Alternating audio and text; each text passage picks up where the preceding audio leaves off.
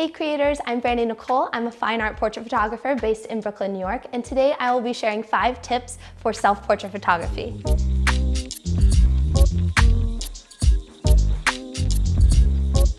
Self-portraits are such a great way to stretch your creative muscles and also improve your technical photography skills. I know I've learned a lot by doing self-portraits, and I'm so excited to share some tips that might be helpful to start doing yours. So my first tip is to start with a really simple and personal idea. Don't get too crazy with your first self-portrait. It's really easy to overwhelm yourself when you're putting the camera in front of you. So I would like to say start with a classic reimagined portrait, or maybe just a silhouette, or maybe just holding something that's really personal to you.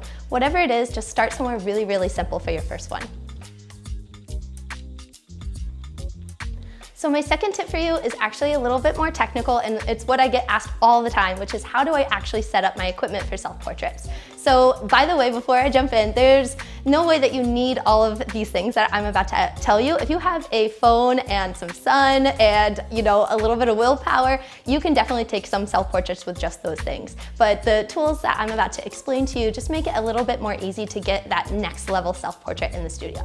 So first step is I'll set up my camera on my tripod, and I'll like to connect it to my computer, which I'll get on a little bit later. I also like to connect it to 2 triggers. So I have one connected on my camera and one that I hold while I'm actually in front of the camera, so I'm able to take photos with the button on that trigger. And this just makes it so much easier, so I don't have to keep going back behind my camera to make sure that I'm in focus and things like that. So that is how I set up my self-portraits, and I think it is a lot easier also to put a mirror behind your camera too, so you can actually see what your pose is before you take that photo. One other little tip I have for you is to actually hack focus if your camera doesn't have eye autofocus. And what I like to do is actually put something really tall in my chair about where I'll be sitting and about where my face is. I'll go behind my camera, set that focus, and actually move my camera to manual focus mode so it stays right there locked in focus. I'll move that object out,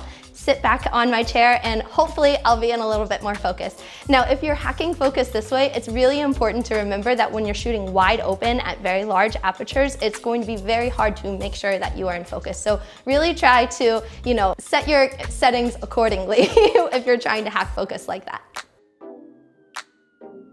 So my third tip is to tether your camera to your computer and use a program like Capture One to look and check for focus and posing. I like to use Capture One because it's a super professional program. I can automatically apply my presets, and they actually have a focus tracker, so I can make sure that focus is actually on my eyes while I'm shooting and without having to get up and move around. Especially when I point my computer right at me while I'm shooting, it's really easy to make sure that I'm getting the shot.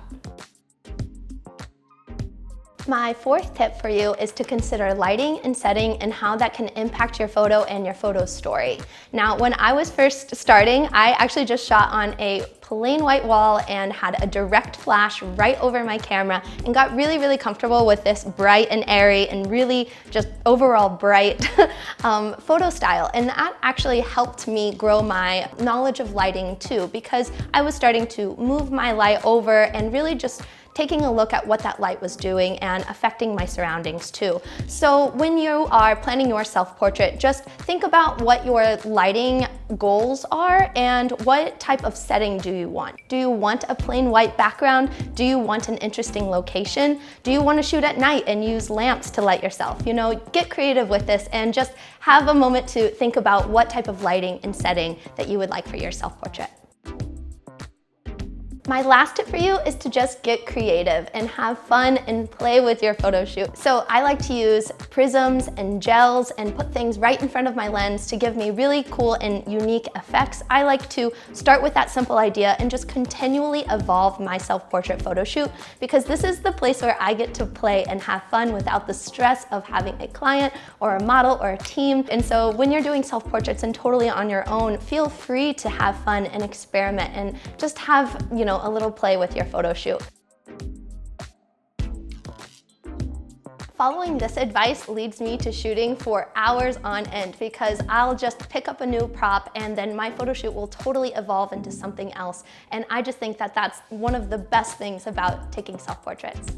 If you're interested in learning more about self-portraits, I actually have a few videos over on my own YouTube channel, Brandi Nicole Photo. Also, if you end up taking any self-portraits based on watching this video, I would love to see them, so please tag me on Instagram, or if you would like, you can join me on my Facebook group, Exploring Creativity with Brandi Nicole. I have a very engaged, active, creative community of people, not just photographers, but all sorts of creatives, and I would love it if you shared your self-portraits there, and I would love to connect with you guys. Thank you so much, B&H, for having me. I hope this video helped you, and have a good one.